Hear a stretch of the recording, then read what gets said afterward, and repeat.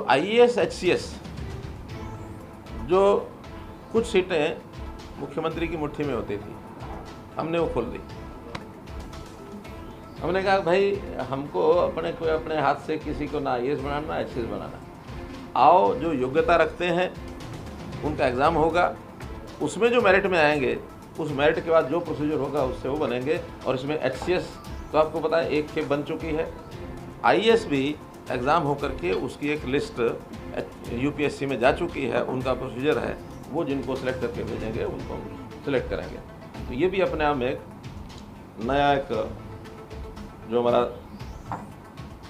सुशासन का एक बिंदु। एक स्कीम जो प्रेस्टिजियस प्लॉट हम देते हैं, प्रेस्टिजियस प्लॉट में सामने वाला कमिट करता है कि मैं इतने करोड़ रुपए की पेमेंट करूँ, वो इन्वेस्टमेंट करूँगा और इतनी उसमें एम्प्लॉयमेंट दूंगा, और बाद में जितना कमिट किया था, क्योंकि उसका लाभ तो वो ले जाता, प्रेस्टिजियस का कुछ लाभ जोड़े हुए उसमें, बाद में उसको कर नहीं पाता, कई बार उसको पता नहीं होता, कई बार गलत बोल के करवा लेता है, और वो भी इसी चक्कर में फंस जाता क्योंकि वो छोड़ वो नहीं सकता, और उसने जो ग्रांट पैसा लिया हुआ है वो सारे का सारा वापस मांगता है, डिपार्टमेंट सारा वापस देता नहीं है। उसको भी एक राहत दी है कि कितने % उसने वो कमिटमेंट पूरी की है।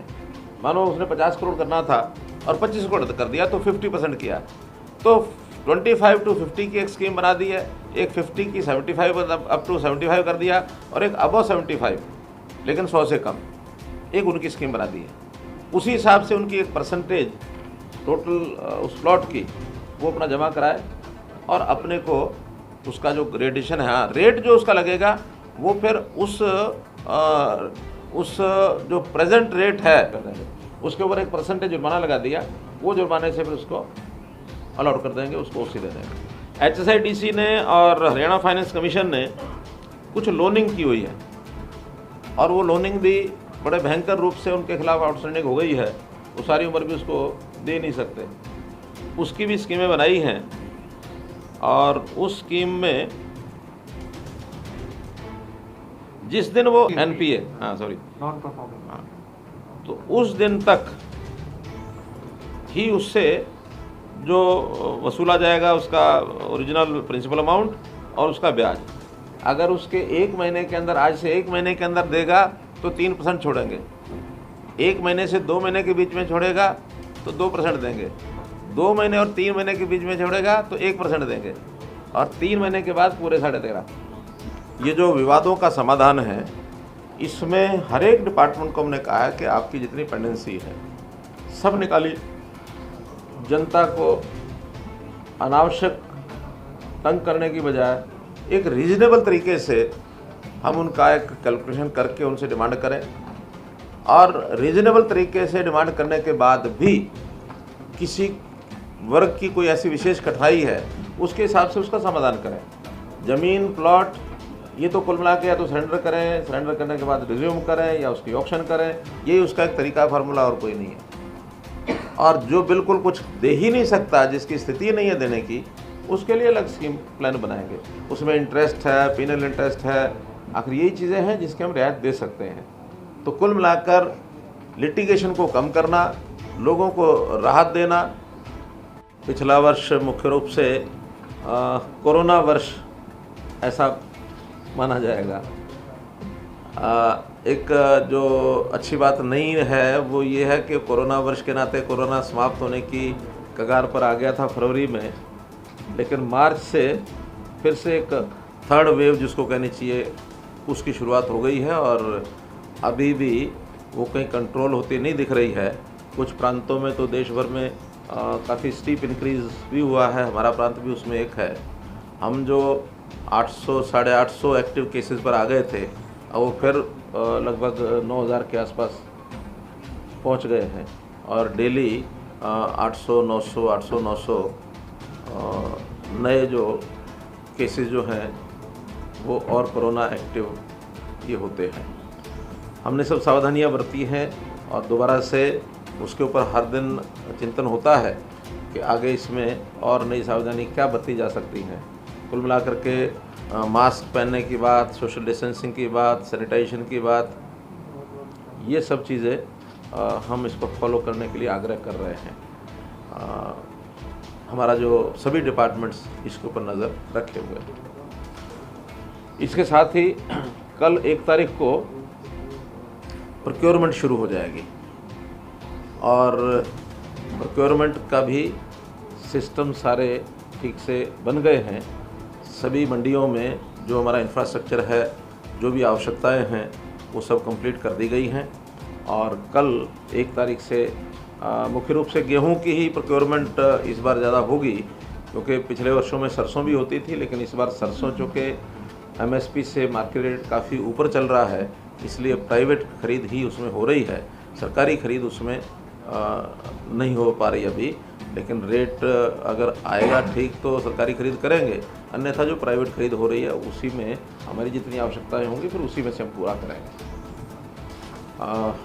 प्रोक्योरमेंट के संबंध में छोटे मोटे विषय कई बार उठते रहे हैं। इस बार हमने एक SOP बनाया है। SOP हमने डिफरेंट जो स्टेक होल्डर्स हैं उनके लिए करणीय क्या क्या है, फिर वो किसानों से लेकर के और उसके बाद फिर रजिस्ट्रेशन का काम जिन्होंने करना है, मार्केटिंग बोर्ड में, मार्केटिंग कमेटी में सेक्रेटरीज ने क्या करना है, और उसके बाद आड़तियों ने क्या क्या करना है, और उसके बाद ट्रांसपोर्टर्स का काम है, फिर पेमेंट में डिपार्टमेंट का काम क्या है, बैंकों ने क्या करना है, और अल्टीमेटली किसान के खाते में पेमेंट पहुंच जाए। तो ये सारा जो SOP है इस बार लिखित में बनाया है, हमने जारी किया है, ताकि उसमें किसी को कोई असमंजस न रहे, हर किसी को अपना काम ध्यान में रहे और उसका सीक्वेंस वो भी सबको ध्यान में रहे, टाइमिंग सबको ध्यान में रहे। और एक बात विशेष हमने की है कि इस बार जो डिलेड पेमेंट है, यानी जे फार्म कटने के 72 घंटे के बाद अगर डिले होता है तो फिर इंटरेस्ट देंगे हम 9% का। और इस बार इनबिल्ट सॉफ्टवेयर हमने कहा है कि सॉफ्टवेयर में इनबिल्ट कर दें, ताकि जिस दिन पेमेंट हो रही है, जिस दिन उसका जो भेजा जाएगा बैंक को, उस दिन तक, क्योंकि एक दिन बाद में बैंक लेता है, बैंक जिस दिन हम बैंक को डायरेक्ट करते हैं उसके बाद एक दिन के अंदर वो करते हैं, तो वो एक दिन जोड़ करके 72 घंटे है, डिपार्टमेंट ने 48 घंटे लिए। तो ऐसा उसके बाद अगर डिले होता है तो फिर किसान को 9% का इंटरेस्ट भी साथ में जाएगा और पेमेंट किसान को डायरेक्ट जाएगी। आज के बातचीत में 2 मुख्य विषय मैं आपके सामने रखूँगा। पहला तो 25 दिसंबर को गुड गवर्नेंस डे जिस दिन हम लोग मनाते हैं, इस बार मैंने घोषणा की थी कि 2021 का पूरा वर्ष ये हम गुड गवर्नेंस डे ये वर्ष मनाएंगे। और गुड गवर्नेंस में बहुत से इनिशिएटिव्स हरियाणा प्रांत में ऐसे हमने लिए हैं जो शायद दूसरे प्रांतों ने नहीं लिए हैं। बीच बीच में अलग अलग से आपको उसकी जानकारी हम देते भी रहे हैं, लेकिन फिर भी आज अभी तक जितने हमारे गुड गवर्नेंस के इस वर्ष 1.5 वर्ष में जो काम हमने नए किए हैं उसका उल्लेख करूंगा। कहीं कहीं कोई आंकड़ा ही मुझे बताना पड़ेगा तो वो भी मैं आपको उसका ज़रूर बताऊंगा। पहला विषय तो ये कि सुशासन का अर्थ ये है कि जहाँ कोई सत्ता का कुछ लोग उसका भोग करें, चाहे राजनीति में हो चाहे राजनीति से बाहर भी कुछ लोग उसकी भोग करने की एक लालसा बनी रहती है, उस प्रकार के जो लगातार सिस्टम बने रहे। हमने शासन का मतलब सेवा भाव, हम जनता की सेवा कैसे करें, डिलीवरी सिस्टम को कैसे मजबूत बनाएं, हमारा ये फोकस रहा है। तो डिलीवरी सिस्टम को देने के लिए जो हमने कई काम किए हैं उसके अंदर एक बड़ा काम है, वो है परिवार पहचान पत्र। परिवार पहचान पत्र के माध्यम से अब हम प्रदेश के हर नागरिक और हर परिवार उसका डाटा हम इकट्ठा कर रहे हैं, सर्वे करा रहे हैं, और सर्वे कराने के बाद हर परिवार का सोशो इकोनॉमिक स्थिति स्टेशन क्या है और उसके आधार पर उसको किस किस योजना का लाभ लेने का वो पात्र है, चाहे वो केंद्र सरकार की योजना हो चाहे प्रदेश सरकार की योजना हो, वो जो पात्र होगा उस पात्र को ही सबसे पहले उस योजना का लाभ मिलेगा। अगर मेरिट इसकी हमको बनानी होगी तो वो रिवर्स इकोनॉमिक जो उसका स्टेटस है वो उसकी मेरिट होगी। सबसे ज़्यादा जो कम आय वाला व्यक्ति होगा वो सबसे पहला पात्र होगा। उसी में हमने एक बड़ी योजना जिसका कल से ही एक प्रकार से शुरुआत कर रहे हैं, वो है मुख्यमंत्री अंत्योदय परिवार उत्थान योजना। 1 लाख परिवार उसकी सिलेक्शन वो हमने शुरू कर दी है। लगभग 12-13 हज़ार परिवारों का आय का जो वो जो मूल्यांकन है, आय का वेरिफिकेशन है, वो हमारे पास होके आ गया है। साथ साथ आता रहेगा, साथ साथ उस पर हम काम करते रहेंगे। लगभग 1 लाख परिवार की पहले चरण के अंदर ये हमारी योजनाएं होंगी। उसमें 8-10 तरह के काम डिपार्टमेंट्स ने मिलकर सोचे हैं, जिसमें उनकी ऑप्शन ली जाएगी कि वो क्या काम करना चाहता है। वो कहीं, क्योंकि सामान्य व्यक्ति होंगे इसमें, सामान्यतः जो अनपढ़ गरीब परिवार हैं वो ही ज़्यादा होंगे, और उनको जो काम करने लायक खास करके मजदूरियां हैं, कई तरह की ठेकेदारी की मजदूरी है, कहीं मनरेगा का काम है, कहीं पंचायत में तरह तरह के काम हैं, या इंडस्ट्री के अंदर इस प्रकार के लोगों की प्राइवेट नौकरियों की ज़रूरत पड़ेगी तो वो उनको ऑफ़र करेंगे। कुछ इंडस्ट्री के लोगों से हमारा तालमेल कर भी लिया हमने। और जहाँ कहीं सरकार में आवश्यक होगा, उसकी इतनी योग्यता किसी की होगी तो सरकार में देंगे। कोई सेल्फ एम्प्लॉयमेंट के नाते अपना रोज़गार करना चाहता है, मानो कोई 2 पशु बांध करके दूध का काम करना चाहता है तो उसको आर्थिक सहायता उसकी वो कराएंगे, बैंक से कराएंगे। बैंक से बहुत सी स्कीमें हैं, बहुत सी ये जो माइक्रो फाइनेंस के सिस्टम्स हैं बहुत एजेंसियों के, उनके साथ हमने बातचीत की है। उनका हम भी जो है अपने सिस्टम से उनको सहायता कर सकते हैं। अर्थात कोई भी परिवार जिसकी न्यूनतम आय 1 लाख रुपया प्रति वर्ष ज़रूर हो, ऐसी योजना पर हम काम कर रहे हैं।